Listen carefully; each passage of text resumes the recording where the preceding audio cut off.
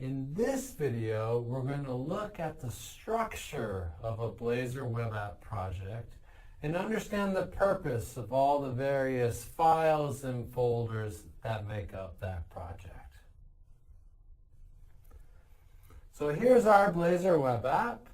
Let's take a look at all the things that are included here. So first of all, every C#-based .NET project has a project file that has a csproj extension. So here's the project file for our Blazor web app. We can see it by just clicking on the project node in the Solution Explorer in Visual Studio or Visual Studio Code. This is where we have properties and settings that are used to determine how our Blazor web app project will be built and compiled. For example, here's where we're specifying the target framework version, the .NET version that we want this Blazor web app to use. This is also where you would specify dependencies, like any NuGet package references that your app is using, or any other projects that your app references.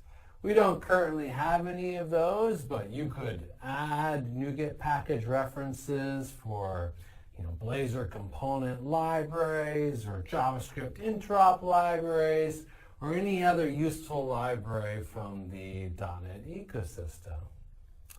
Now down here in Program CS, this is the entry point for our Blazor web app. This is the first C# code that will run when we execute our Blazor web app. There's a bunch of things that are going on here. Let's break it down. So first of all, up here at the top, we're calling this create builder method to create a web application builder that we're going to then use to build up our Blazor web app. Okay? Then next, we're going to add a bunch of services that will be available through dependency injection throughout the app. These are services that are needed by Blazor to be able to render Blazor components. Okay?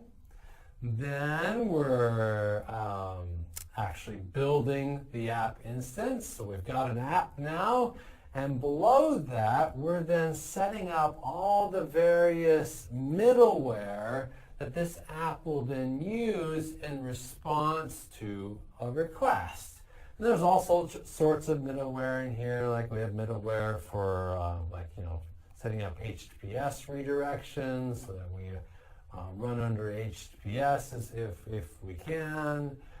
We have middleware for hosting the static files, like static web assets that we want to be available to be downloaded. We're setting up infrastructure for anti-forgery, anti-request forgery, so as a security feature. A bunch of stuff that's just there and already configured for you. But most importantly, down here at the bottom, we have this call to map Razor components of T. This is the configuration of Blazor so that your routable Blazor components are set up as endpoints in your Blazor web application. And you can see that this is where we're specifying the root component for our app, the app component, which is defined in app.razor. We'll look at that in just a sec. Okay, and then now at the bottom, we then just run the application. So that's the main execution flow for setting up our Blazor web app and then running it. In this www root folder over here in the File Explorer, this is where all of your static files go that you want to be downloadable. Like any of your style sheets or images, or if you have any JavaScript files. Any file that's in this folder can be downloaded, assuming it has a media type mapping. And any file that's not in this folder, like elsewhere in your project, isn't downloadable. It's not web addressable. So this is where you put all the stuff that you want to be accessible by, say, like a web browser. Okay?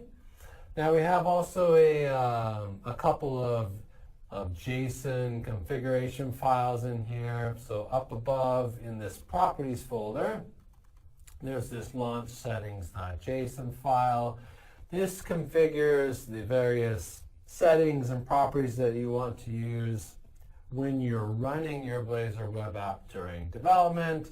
For example, you can see in here that this is where we're specifying things like what URL we want to host the web app on while we're running it locally. Down below, there's another JSON file, this app settings.json. This is where you can put configuration data that you want to use actually as part of your app, like at runtime. So any settings like, URLs that you want to use when calling an external API, or config settings for talking to your database.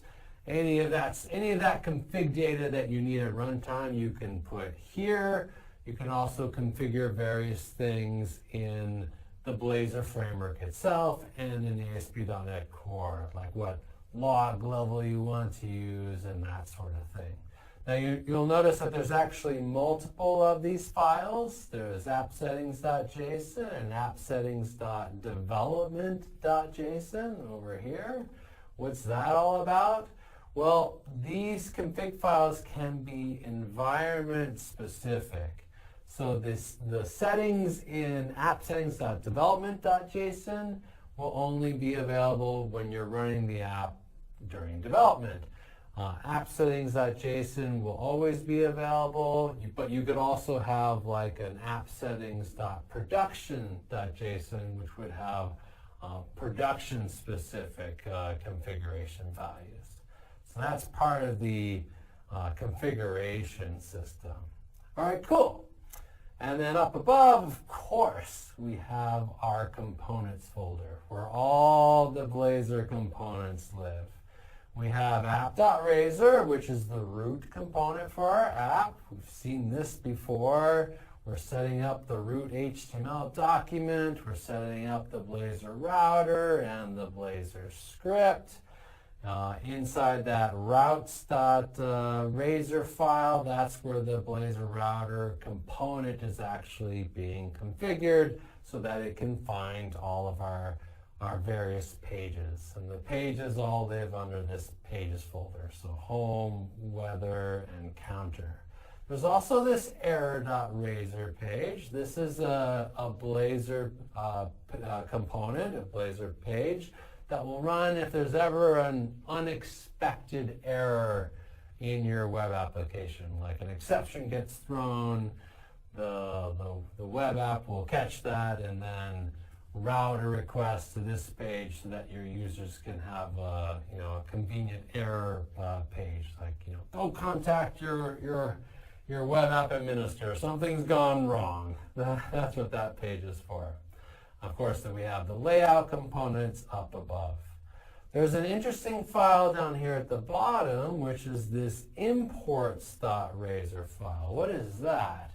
This is actually not a full component. This is a special Razor file that's used to hold a bunch of Razor directives that you want to just import, make available to all the other Razor files in a given folder or subfolder.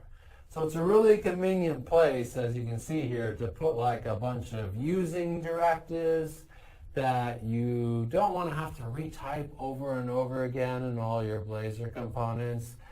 You just want to have them all in one place. And also, using directives that only apply to Razor files as opposed to all of your C# files, which you could do using implicit usings. Okay, so that's imports.razor. All right, And I think that's it. That's all the files. I think we've seen them all. So now you're familiar with every single file and folder that makes up your Blazor web application.